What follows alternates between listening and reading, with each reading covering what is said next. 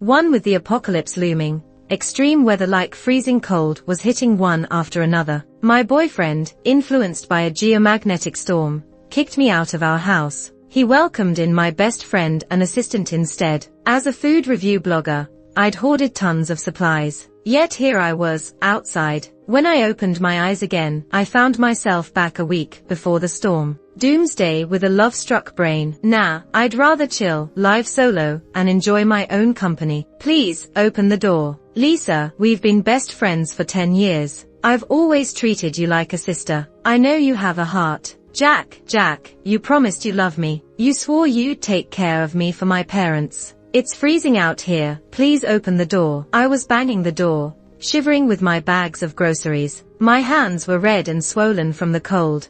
Each knock sent a stabbing pain through me. But inside, they ignored me. They left me locked out, without a key, after I went out to buy supplies. No matter how hoarse my voice got, the door never budged. Just before I froze to death, as my consciousness faded, I saw them laughing while opening the door. They took inside all the stuff I'd gathered. Jack, spurred on by Lisa, even kicked me down the hallway. Only then did my love-struck brain realize the cheating geomagnetic storm jokes on the internet were happening to me for real. Since college, I'd been with Jack, supporting him through grad school. I gave up my own educational opportunities to become a blogger, so I could support his life and studies bit by bit. I paid for expensive prep courses and sent him living expenses. I was at his beck and call. And Lisa, my best friend, couldn't find a job after graduation. Feeling sorry for her, I made her my assistant. She earned a hefty monthly salary with little effort. These two people closest to me betrayed me and teamed up. And being leeches wasn't enough. When extreme weather hit, they took over all my stockpiled goods, kicked me out just like that. I snapped back to reality, glancing at my phone screen. The date read June 28, 2030. There was 1 week until the extreme weather post-storm. This time, I'm staying far away from any love-struck nonsense. Realizing I'd been reborn, the first thing I did was block every contact for Jack and Lisa. A week left until those insane weather conditions. Why waste time dealing with those backstabbers when I needed to prepare all my supplies? Every precious minute counts. Being a food review blogger since college, I'd amassed millions of followers over 6 years. My house was never short on food, with plenty of brands sending trial products. Instant noodles, self-heating hot pots, all kinds of snacks, plenty to choose from. But for surviving the apocalypse, this wasn't enough. Before stocking up, I needed a solid, safe place to be my bunker. Last time, I'd bought an 86 square meter second-hand flat with my earnings, planning it for Jack and my future. But the geomagnetic storm caught me off guard. It betrayed me and cost me my life. Though this flat had a prime location with great amenities, the old neighborhood was dense with people. The real danger in apocalypse isn't just weather but human nature. If news spread that I'd stockpiled supplies, it might turn even worse than freezing to death outside. Moreover, the bit over $1 million in my account wasn't near enough for what I needed. So, I listed the flat at a 20% markdown below market price with a real estate agency. I wasn't aiming to profit, just speed. Next step, choosing a future base. After explaining my need for peace, space, and isolation to a realtor, I picked 2 spots from the options he found. One was a top-floor new high-rise apartment, the other a secluded villa in the suburbs. The new high-rise was incredibly spacious, with a huge terrace, small resident number, and 180 square meters of open space per floor. Tempting, right? Still, the villa was intriguing. With only 18 villas in the development, it promised seclusion and tranquility. The independent villa had its garden, basement, and smart security to block outside views, nestled among the hills. It was the deepest and largest 500 square meter villa. I checked both in person. Ultimately, moving goods via elevator in the high-rise felt cumbersome. Plus, it was unfurnished, requiring loads of setup. The villa offered abundant room for living, and maybe even a small farm setup. Finally, I settled on the villa. The landlord, happy for a long-term renter, offered a 20% discount. Within half an hour, the lease was signed, and I paid a full year upfront. Swiping the card didn't hit me until the text alert buzzed. Losing $600K stung a bit, no doubt. How much meat do I have to eat to make back this $600K? After solving the housing issue, the next thing I considered was security. I mean, I've got all these test samples from various brands piling up at home. If the place isn't secure, it's like an unlocked vault inviting anyone to come in and help themselves. I figured there's a big gap between these fancy renovation companies and those accessible to regular folks. So, I contacted my landlord to see how these wealthy people handle security renovations. Sure enough, after checking out the contact my landlord suggested, their offer for a high security renovation plan totally hit the mark. It was like they read my mind, fitting perfectly with everything I imagined for my doomsday bunker. But the price, anything a rich person recommends, sure isn't cheap, but as long as the quality is top-notch and durable, having security for my end-of-the-world retreat is more important than anything. I got everything: explosion-proof doors, bulletproof windows, electric fences, soundproofing, all kinds of protective structures, and monitoring cameras. Honestly, not even the top-level bank vaults are as secure as my place now. Considering the -60-degree temperatures expected in future extreme cold weather, heating with just the air conditioner won't cut it. I had the renovation company redo my walls and floor with insulation to maximize warmth and heat retention. To tackle potential power outages in extreme weather, I even had them discreetly install solar power and photovoltaic devices for post-apocalypse electricity. There's also the latest air systems, waste recycling setups, and I even got them to make a temperature-controlled sunroom for future farming plans. I was up half the night discussing plans with the renovation team. Finally got some time to check my phone. Seeing another withdrawal message from the bank, my heart ached. Renting cost me $600K. And now I'm shelling out another $600K for a rush job renovation, wondering how my property will bounce back from this hit. Luckily, I caught a break. Early the next morning, I got a call from my real estate agent. There's a buyer interested in viewing the property. Awesome news. Seriously awesome. But the second I opened the door, I was dumbfounded, as were the young couple and the agent behind me. Seeing the chaotic pile of clothes on the floor, I could only imagine the passionate encounter that must have happened here. The young couple blushed, hesitating about whether to come in. I awkwardly smiled and rushed inside. There, on the expensive bed I bought, were my boyfriend Jack and my best friend Lisa. Talk about being forced to deal with personal issues. Fine, better clear this mess today and remove all obstacles. I threw a pillow to wake them from their dreamland. Seeing me, they instantly snapped awake. One scrambled for clothes, while the other stammered out apologies. But after being betrayed before, I'm not falling for this time. Magnetic field influence, they say. As if. I'm not a kid. I can't be that easily fooled. I ordered them out, throwing all of Jack's stuff out the door with his apologies trailing behind. He looked puzzled at seeing the agent in the hallway. Babe, why are you showing the house, babe? Who are you calling babe? This is my house. From today, I want nothing to do with you, Jack. Get lost and don't come back. With a bang, I closed the door on Jack mid-sentence, but not before opening it once more. Seeing me again, Jack thought I had changed my mind. He swore he wouldn't mess up again. I didn't even glance his way. And you, Lisa, I hope you and this loser live happily ever after. The young couple and the agent looked at me with newfound sympathy, maybe seeing my green hat situation. The sale process went smoothly. The woman quickly agreed to my asking price, even adding an extra $5K. I couldn't help grinning ear to ear. That extra cash, if turned into supplies, my doomsday retirement plan would be even better set. Before leaving, maybe worried I was hiding sadness behind my smiles,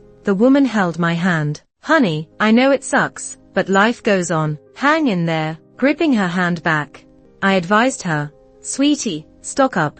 The weather's gonna get bad soon. With money in hand, it was time to kickstart my hoarding plan. I hit the city's biggest food wholesale market. 200 pounds of rice, 100 pounds of all kinds of grains, 100 pounds of flour, 50 pounds each of wheat and corn flour, 50 pounds of soybeans, black beans, red beans, green beans, and lots of seasonings, oil, salt, sauces, all by the box, 5 each. I figured if I could still eat well during the apocalypse, that'd be amazing. No sooner said than done. I found the top-rated seasoning stall in the market, stocked up on hot pot base, fish marinade, Cajun chicken spices, you name it. These are the basics of carbs. For someone like me who doesn't eat much, I planned these to last me 2 years, not knowing how long the apocalypse would go on. Besides carbs, I also needed proteins and vitamins. Being a meat lover, meat was a must. I headed to the nearby fresh and frozen market.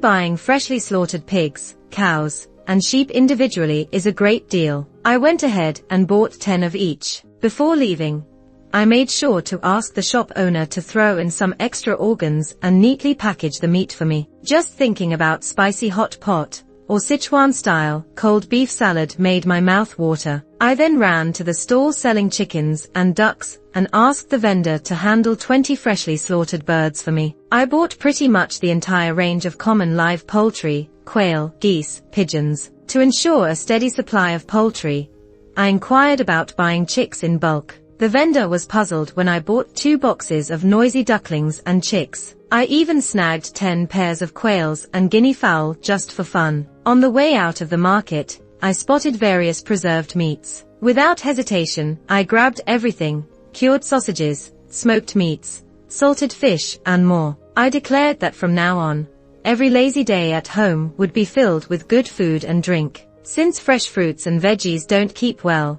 and with the apocalypse just 4 days away, I decided to buy seeds. I'd focus on veggies that can be stored long-term, like cabbage, potatoes, pumpkins, winter squash, radishes, and bok choy. I pre-ordered 50 pounds of each and left my address with the amazed vendor before strolling away. Cherry tomato seedlings, cucumber seedlings, strawberry seedlings. I bulk bought cartons of every fruit plant that could thrive at home. Without sufficient vitamins, you can easily fall sick. Who knows how long the extreme weather will last? Fresh veggies won't wait, but seeds and dried goods can be stored for a long time. I even had the home renovation company convert 2 1,076 square foot bedrooms into a massive, climate-controlled indoor farm. It's the perfect setup for home gardening: pepper seeds, lettuce seeds, eggplant seeds, loofah seeds, radish seeds, and potato seedlings. The vendor was practically grinning from ear to ear seeing such a big customer. At the dry goods market, I followed my checklist: dried kelp, wakame, dried mushrooms, dried fungi, snow fungus, bamboo shoots, dried chilies, and dehydrated veggies. I bought 20 pounds of each. Just a little goes a long way, making it ideal doomsday food stockpile. With food prepped, next up was the survival essential: water. Last time, I only lasted a month after the extreme weather hit, so I had no clue how long it might continue. I had to plan for the long haul. Each person needs at least 1 liter of drinking water a day, plus cooking and other uses. I figured roughly 2 liters a day per person, so for 6 months, that's 360 liters. I chose large bottled drinking water, with each bottle being 10 liters. I found a delivery guy and ordered 50 bottles. I managed to explain my purchase by saying our company was conducting closed training. On top of drinking water, I needed water for everyday use. With extreme cold came frozen pipes and bursts. Even with my mild cleanliness obsession, in the apocalypse, I could reduce showering frequency. Yet, washing up, flushing toilets, washing vegetables, and dishes all needed water. I rushed an order of 2 custom 5-ton tanks. I even installed UV lights inside to keep the stored water bacteria-free. Even though the villa's sewage system is top-notch, I still bought 50 pounds of biodegradable cat litter just in case. On the way home, I stopped by a drugstore. With the help of Doomsday Stockpile Guide, I went on a drugstore spree. Iodine, alcohol, swabs, bandages, adhesive tapes, vitamins, antibiotics, anti-inflammatories, digestive meds, saline. One store down, onto the next. Faced with skeptical clerks, I used the company training excuse again. I needed more storage and functional appliances. 5 horizontal freezers at 100 L each instead of regular fridges. 200 portable stoves with fuel canisters. 3 of each. Washing machines, TVs, rice cookers, dishwashers, electric blankets, kettles, air fryers, and robot vacuums. I even bought 8 high-end tablets in one go. 1 for Korean dramas, 1 for American shows, 1 for variety shows, 1 for Chinese dramas, one for movies, one for documentaries. I loaded skills and tutorial videos on the other two: Tai Chi, cooking, self-defense, yoga. I also enlisted a friend to help buy 10 drones for scouting and patrols. Even in the apocalypse, I wanted to stay sharp. What if I got rusty? I hit up a clothing wholesale market next for all-season gear. $10 cotton tees, bought 50. $30 thermal underwear, 100 pieces. $70 jeans, 50 pairs. $200 down jackets, 20 of them. Sweaters, long johns, underwear. Truth be told, entering that clothing market kind of unleashed my inner shopaholic. No need to stress over price tags or styles, just simple grab and buy. Pretty sure my haul was like an entire women's clothing store's stock. The market owner was over the moon with my business. She even offered free home delivery. Having prepped all that, while thinking if I'd missed anything, an alleyway brawl caught my eye. In the apocalypse, the harshest challenges aren't just severe weather or scarce resources. It's the dark side of human nature. In a world without laws during the apocalypse, countless people have broken past the moral system of a lawful society, resorting to looting and violence. If it weren't for my experiences from a past life, I'd never have believed that my best friend and boyfriend could do such things. This time, I chose to stay in a villa far from the city, but you can't be too careful. So, I needed to find some weapon for self-defense. Luckily, my past as a blogger gave me quite a network. After lots of asking around, I found a friend who's into martial arts. I'm a law-abiding citizen of the modern era, so I couldn't find a way to get firearms, but I could consider some cold weapons. I crammed in a lot of knowledge, and under the guise of being a martial arts enthusiast, I managed to buy a long knife from a stranger. We hit it off, and he even showed me a few moves, so I picked up some skills. Now, my doomsday prep is all set. The end of the world had arrived, and my laid-back retirement lifestyle officially began a day later. When the thermometer on the outside wall exploded because it couldn't handle the cold, I was in my cozy living room, by the fireplace, watching a good show and enjoying some M8 Wagyu beef. The juicy beef didn't even need much seasoning to create an amazing flavor in my mouth. I squinted my eyes, enjoying the rare peace in this apocalyptic setting. Just a day before, extreme weather had struck. A supposed 86-degree heat suddenly dropped below freezing overnight. By today, the temperature had dropped to -40. Maybe folks up north don't think that's too cold, but in July where I am in the south, that temperature drop was insane. No matter how little people cared at first, now they knew this weather was out of the ordinary. After the previous pandemic crisis, folks were stocking up on supplies. Supermarkets were packed, and even small shops were cleared out. Fortunately, being someone with a second chance at life, I was well prepared. I thought I'd spend this life peacefully alone till the apocalypse ended, but surprises never fail to catch you off guard. If any living being came within 100 meters of my villa, the infrared detector I installed at the gate would alert me via my phone. When the alert beep beep sounded from the control room, I rushed there, leaving my half-eaten snack behind. It was a guy in a security uniform, and two faces I would never forget. Maybe it was too cold outside.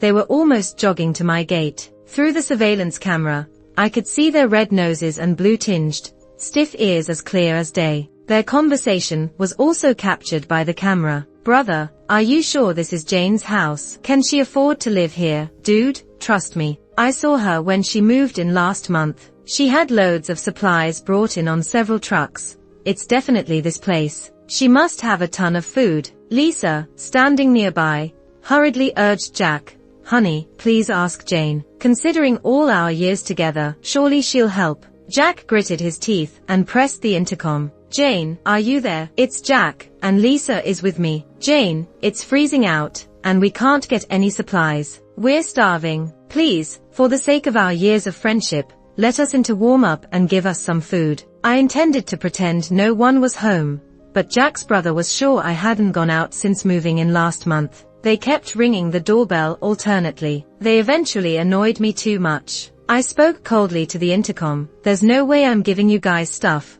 There are 3 lifelines, though." I have to say, those words sounded pretty badass. However, the people outside didn't relent, trying to use past connections to guilt me. Did they forget I caught them both in bed together? How could they still bring up the past? Enraged, I picked up a kitchen knife covered with blood from slicing pork and dashed outside, waving it around. That actually scared them off. They left, but Jack and his brother shouted ominously, "You'll regret this. Just you wait."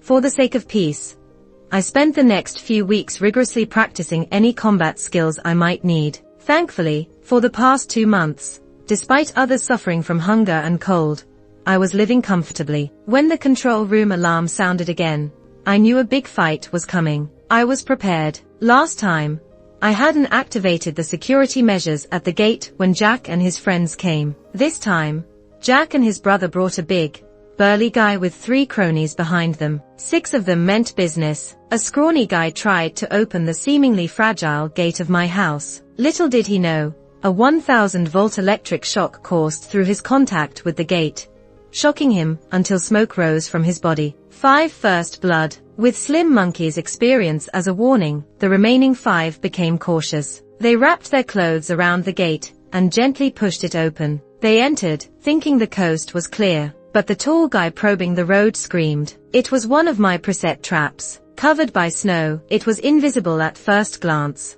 Double kill. With 2 men down, the big boss was furious, venting on Jack and his brother. They got shoved forward to scout the path for him. The 4 of them moved carefully, eyes peeled for any sneaky traps, but they couldn't guard against everything. A whistling sound broke the silence.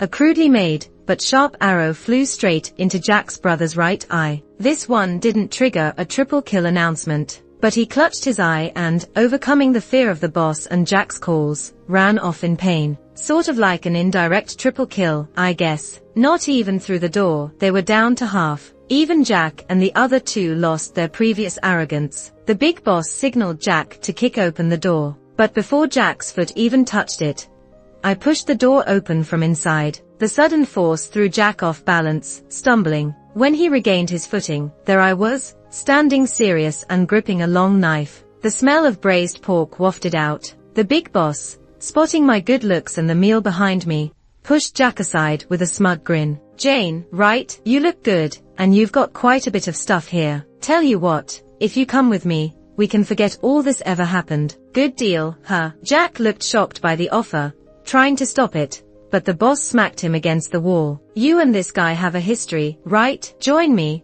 and you can do whatever you want with him." The greedy glance from the big boss made my skin crawl. I felt like rolling my eyes, but might as well use this to my advantage. If I could take him down without lifting a finger, why not? I crossed my arms. "All right. Show me your sincerity." To him, it sounded like I'd agreed. With a brutal twist, he dislocated Jack's arms, making him scream. That set off alarm bells in my head. Clearly not just anyone could become a leader, he had some skill. "Happy now?" he asked, ignoring Jack's venomous glare, looking at me like a snake eyeing prey. Figuring I'd fall in line, he didn't expect my sudden, reversed grip on the knife. I lunged at him, aiming for the kill. He sidestepped, his only lackey rushing to assist. But I knew the key was taking out their leader. I focused on him, aiming for vital spots. I must admit, the big boss had some real skills. After several exchanges, the power difference between us was exhausting me. Just as I missed a crucial hit on him, disarmed Jack rushed to ram him. The boss toppled onto my blade. In the end, clutching his bleeding wound, the big boss fled with his last henchman, leaving Jack collapsed at my door. In this post-apocalyptic chaos, such injuries would likely kill the big boss. I didn't bother chasing. Jack's predicament was his doing. Since we'd severed ties, I wasn't about to help him. I turned back to my dinner. Right as I was closing the door, Jack spoke. "Jane, please, save me." I didn't pause. The closing door signaled Jack's end. Through it, I heard him weakly pounding, begging, "Please, Jane, open the door." His voice blended with memories of my past self, pleading the same outside a door that never opened. Until I froze to death. Until Jack's noises outside faded. Today marks 5 months and 8 days since the apocalypse. Breakfast was seafood congee with bread. Lunch was curry potato brisket. Dinner was hot pot. Even had some homegrown cherry tomatoes and strawberries for dessert. Another full and satisfying day. That night, unusual warmth replaced the usual comfy temperature. Curious, I checked the app. It read, -16 degrees outside. Much warmer than the typical, -80 degrees. Could it be, the world's thawing out, dreaming of better times? I drifted to sleep. Next morning at 8, after 5 months of silence, social networks buzzed with a newly published announcement. Severe cold weather expected to end soon, it read. Extreme conditions should conclude in 3 days. The government will start relief efforts. Survivors, please cooperate. We believe hardships will eventually end. To the surviving citizens, happy rebirth.